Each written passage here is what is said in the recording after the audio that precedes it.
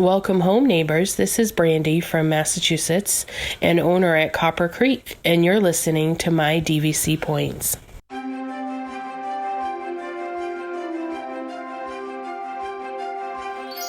Parents and the children could have fun together. Please board quickly and safely. Our monorail will be departing momentarily.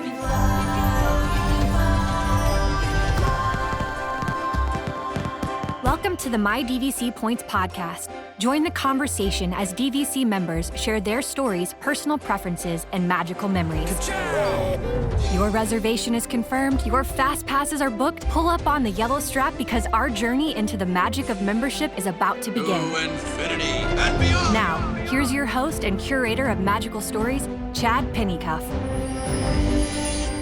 Welcome home, neighbors, to episode 280 of the My DVC Points podcast. Today's show is brought to you by our friends over at DVCResaleMarket.com. If you are in the market to buy or sell a DVC contract, these guys are the 500-pound gorilla in the DVC resale space. About 60% of the resale market flows through their hands. They are huge. They have the most listings. They have the biggest reach. If you're trying to sell a contract, nobody reaches more potential buyers than these guys do. Every single person there is a former Disney Direct guide, which means you can get that Disney level of service without having to pay the Disney price tag. DVCResaleMarket.com. Let them know you heard about them here on the My DVC Points podcast. In today's show, we're talking about tips and practices to maximize your success with the DVC waitlist. So first off, what is the DVC waitlist? When you go to book a room, if that room is not available and all of the inventory is sold out, you can't book it. It's just not available. However, you get 2 waitlists per DVC membership per use year. That's a little bit of a barrel of fish hooks. For most everyday members, you get 2 waitlists and a story. If you happen to own multiple use years, the use years each have their own membership number. So you could get 2 waitlists on your first use year, 2 waitlists on your second one, 2 waitlists on your third if you happen to have 3 different use years. So that's a key important thing to note, and that's one of the benefits that people will argue towards why you want multiple use years. Cover that in other shows. We're just going to glimpse over it for right now, but for most of you guys, you get 2 waitlists. And what that is you can say, hey, DVC, put me on a list to get me these rooms on these dates if they become available. You'll tell them what points you want to use. You'll click a box as to whether you're going to replace an existing reservation, which it could be you've got Saratoga booked because it was the only thing available, but you really want into Beach Club. So you would check the box to say, hey, just replace the Saratoga reservation and give me Beach Club. So they would use the points that you use for Saratoga to go over and book Beach Club, plus add a few more because Beach Club's a little bit more expensive. So you would tell them where to use the additional points from in the event you have multiple contracts. Really a cool process. And we get 2 of these, and it doesn't cost us anything to use them. They're free. Now, here's what we don't know on this, because I've heard conflicting rumors and information from people who are supposedly in the know as to whether this is an automated process or whether it's a manual process.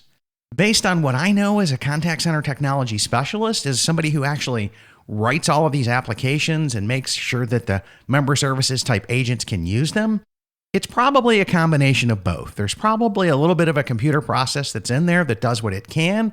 And then there's probably some member services people that are assigned a staff position to come back in and look and see if they can't play genie and grant some waitlist wishes. So that's kind of my take on it. I've heard both stories. I don't know for a fact either way is true, but I believe it's hybrid. That's what my gut instinct tells me because I've heard people say that they've had to do this at member services. So I believe there's a manual one, but I also believe there's an automated one as well. Why I believe that? There used to be an app out there like the reservation finders that would come back in and scan the DVC database. And it was a commercial app. You could sign up for it, but DVC eventually came back in and shut them down.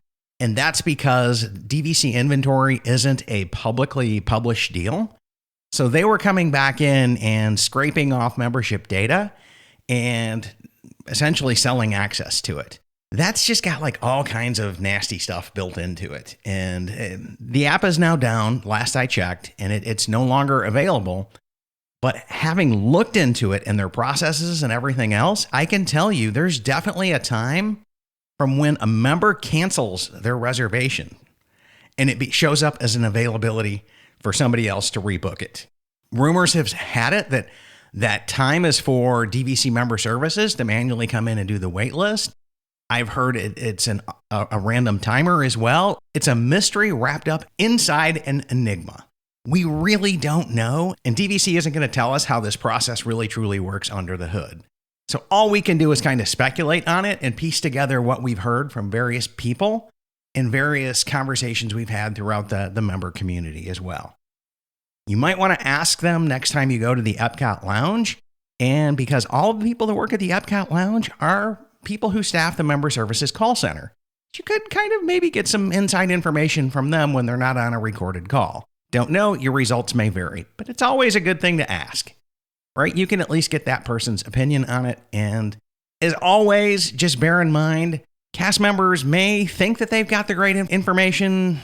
We all know there's some discrepancy there and there's a little bit of inconsistency. So I even take that with a grain of salt. So now that we've kind of looked at what the wait list is, it's when another member cancels their vacation, member services, either by system or by human process, can come back in and put you into it if you're on a wait list. What are some of my best advice here? Number one is plan ahead. DVC is a product to be successful at. You have to plan ahead. You have to be right there at the 11-month to book something and right there at the 7-month to book something as well, if it's not your home resort. So you need to know going into that time what it is that you want. If you're coming in afterwards beyond it, you're going to try to book something else. So by planning ahead here, you can at least know what you want. You can know the point charts and the point costs for everything, whether you might have to bank some points if you're coming into the next use year. But by planning ahead, you'll know whether you have to bank, borrow, how you're going to get your points together, what contracts you're going to use, and exactly what you kind of got on your target here. So plan ahead. My next tip here, strategically use DVC room inventory. If you come over to mydvcpoints.com and look at our resort wiki, you can scroll down. We have searched the interwebs together, pieced, borrowed, begged, stolen, cobbled together information from various sites. We've even had to try to come back in and somewhat fact check them when the numbers were slightly off and they didn't agree as to what inventory was. But for example, let's go over to mydvcpoints.com/BLT. That's a little shortcut that'll take you straight over to this. You're going to come on down to the rooms and points. Then you're going to see a tab in gray that says room inventory.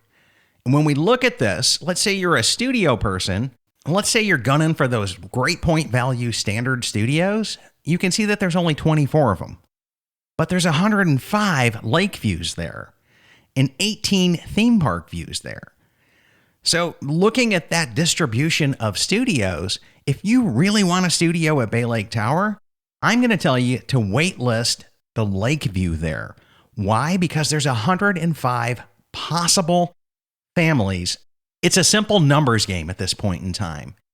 If you look at Lakeview and you see that 105 rooms, that's 105 DVC member families that have got those rooms booked up that could potentially cancel their vacation so you could slide into it. Whereas if you did it at a theme park, which is 18, the lowest number of studios there, you've only got 18 families that could cancel to possibly open up for your date. I think your odds are better with 105 than they are 18. They're more than 5 times greater. The odds of a family canceling on your desired vacation dates are 5 times greater if you waitlist Lakeview there versus theme park view. The same thing holds true for every single resort. You can come back in and find it on our site. I think Pete has this up on dvchelp.com.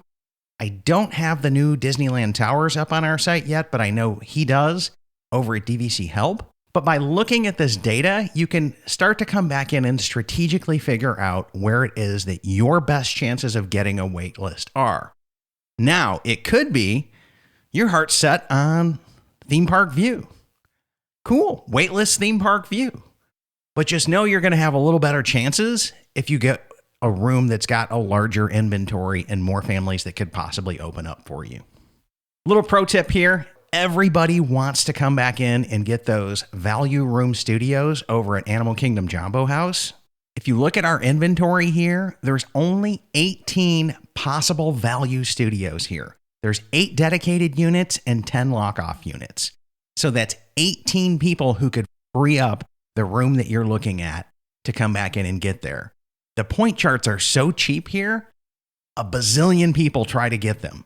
And the wait list starts at this resort at the 11-month mark because owners can get on a wait list at the 11-month mark.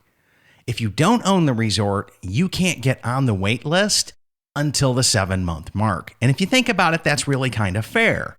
Let's make sure that the owners of the resort can get on the wait list and get prioritized over everybody else that's coming in behind them that doesn't own it because they own that resort. And it's part of the 11-month booking priority that those owners are entitled to. So I don't have a problem with that. Now that we've covered room inventory, let's come over to what we call the wait and stock method.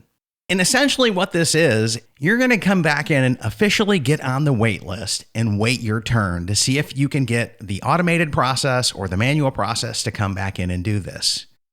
However, a lot of members have reported success by stalking the website, meaning multiple times a day, they'll come back in and refresh their dates, coming in and looking for it. And it's not uncommon to hear somebody who's stalking the website repeatedly looking for openings to find their desired room days that they've waitlisted available and to be able to snipe it and book it before the waitlist process kicks in. Whether it's manual or automated, we don't know, but it's out there and available for everybody. So that's called the wait and stock method.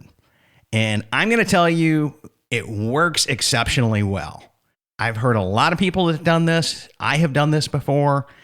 Wait and stock is a thing, and it really, truly works. Now, are you going to be obsessive compulsive about doing this? I don't know. It depends on how much you really want that room type. For me, if I'm bringing a new family and I'm bringing somebody, a little kid who just goes giraffe crazy, and we're trying to get a Savannah View room at Animal Kingdom, but they're all sold out, I'm probably going to do what I got to do to try to get that room for that beloved family member that wants to have a room where they can hang out with the giraffes at their balcony. You got to do you. Whether you're going to wait on the wait list, whether you're going to use wait and stock, however you guys want to do this, that's your choice. Now, DVC does have an official policy here, and then we'll talk about what members actually do. So the DVC policy is for you to come back in, and if you want that room from the 10th to the 17th, for you to put a wait list in for the entire period of the 10th to the 17th, and you to have one wait list block that's out there. Well, the more days that you're looking for, kind of statistically speaking, the harder it is to find a cancellation that matches your entire days.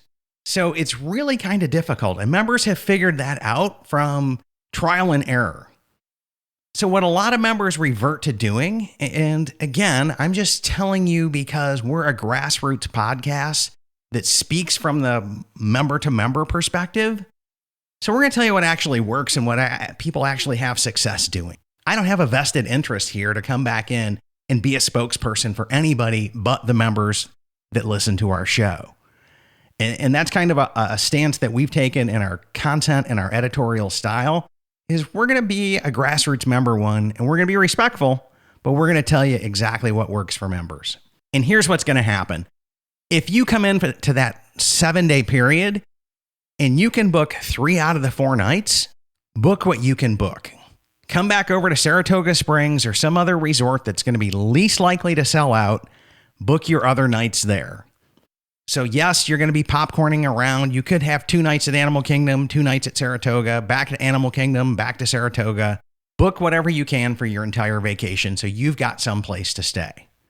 And then come back in and wait list the exact nights that you're missing. And then come back in and stalk the website for the exact nights that you're missing. And when you see your nights become available, book them. Now you're going to end up with 3 or 4 different rooms here. But as long as it's the same booking category, Meaning, if you're over at Animal Kingdom and you've booked a Savannah View for the first 2 nights, and then you've got Saratoga, as long as you can book another Savannah View room at the same resort, not confusing Kidani and Jambo here, but as long as you can book the same exact room, you can call member services after you're done with all of this and ask them to stitch all of these individual reservations back together so that you've got your one full 7-night stay. That's what members actually do. Why DVC doesn't want you to do this is because if you end up doing all of those split stays, it drives up everybody's costs. We as a member body have to pay to clean your room every time you move out of it. Whereas if you were there the entire 7 nights, we'd only send somebody in for trash and towels on day 4. It's a lot less expensive for us as members to send somebody in on trash and towels once in your 7-night stay than it is to do a full cleaning on day 2, a full cleaning on day 4, and a full cleaning on day 5 because you've been popcorning around as a split stay. We're very fortunate as DVC members that we don't have cleaning fees, booking fees, all these other miscellaneous gotcha fees. So keep that in mind as you choose as to how you're going to come back in and do this. I can only tell you what works for a bunch of other different people. You have to decide whether you want to follow the official DVC stance of waitlist the entire thing, or you want to come back in and book what you can, waitlist the gaps, and stalk in and see if you can fill in the gaps yourself. It's completely up to you. We really don't know much of what goes on behind the scenes and how the waitlist process works. We are told that it is a first in, first out. So if you and I both put a waitlist in for the same room, if you got on the waitlist before I did and that room becomes available, the waitlist process, automated or manual, is going to prioritize you over me because you got on it first. The other thing it's going to prioritize is not doing split stays. So it kind of works against what they said not to do when it comes down into the reality of the wait list here. So the wait list, when it does prioritize not having a split stay, it may kind of work in reverse of what they told you their policy was, is to wait the whole 7 thing. They could be coming back over and giving preferential treatment to the people who are trying to piece in the couple of days. Now that creates a lot more work. And the other thing that I want you to consider in this, people make and cancel reservations a lot. You may not think it happens, but as a member community, we're constantly booking, changing, modifying, popping around. And a wait list could be somebody didn't get Beach Club at 7 months, so they take Saratoga. They waitlist Beach Club.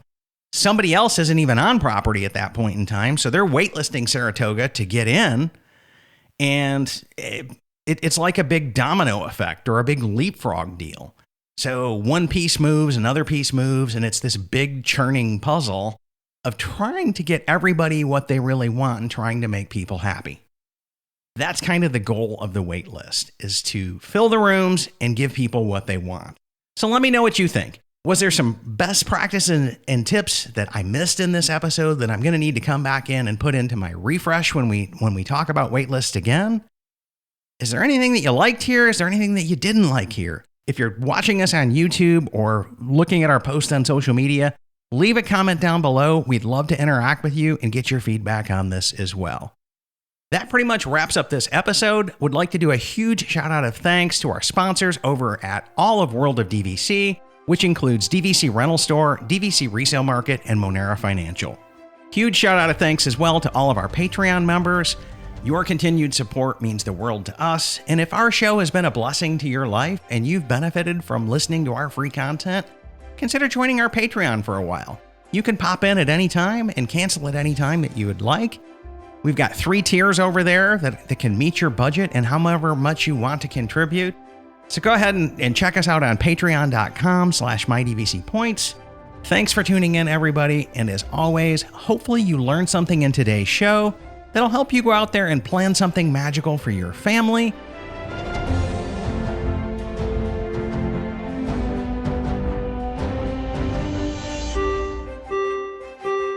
Ladies and gentlemen, please watch your head and step as you exit, and take small children by the hand. Aw, chill up, Dad. You know I'll come back. With DVC. My DVC Points is an unofficial Disney-inspired podcast created by fans of Disney Vacation Club. The thoughts expressed in this podcast are personal opinions and personal experiences. My DVC Points is not affiliated with Disney Vacation Club, the Walt Disney Companies, or any subsidiaries. We encourage listeners to contact their DVC guide or member services for official DVC policies.